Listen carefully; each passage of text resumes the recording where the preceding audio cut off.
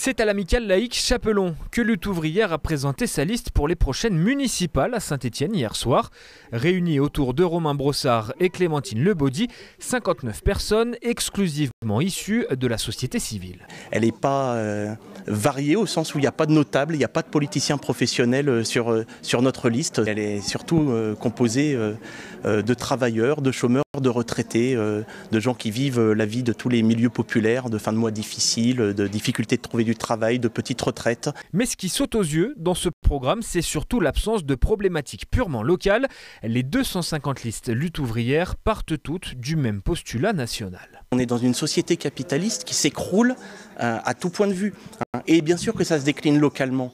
Les services publics qui se dégradent, c'est la fermeture du bureau de poste de Solor, c'est les urgences de l'hôpital Nol qui sont engorgées, c'est dans les écoles des classes en CE2, CM1, CM2 à plus de 30 élèves avec des locaux qui sont dégradés. Bien sûr, c'est une situation qui est générale et qui se retrouve à Saint-Étienne comme à peu près partout ailleurs. Et Romain Brossard souhaite représenter une vraie alternative au vote contestataire dont on parle de plus en plus souvent.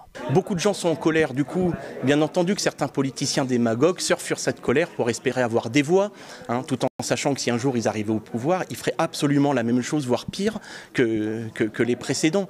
Nous, on représente un vote contestataire, mais un vote contestataire conscient, un vote contestataire de classe. Réellement, la première mesure qu'on prendrait, c'est d'avoir enfin une mairie qui se trouve indéfectiblement et sans condition aux côtés des plus pauvres dans tous leurs combats. Et pour l'heure, la liste Lutte ouvrière n'a pas vraiment décollé. Un sondage publié la semaine dernière ne l'accrédite que d'1% des voix à Saint-Étienne. Pour obtenir des élus au conseil municipal, Lutte ouvrière doit espérer faire plus de 10% au premier tour. Elle n'avait obtenu qu'1,64% des suffrages en 2014.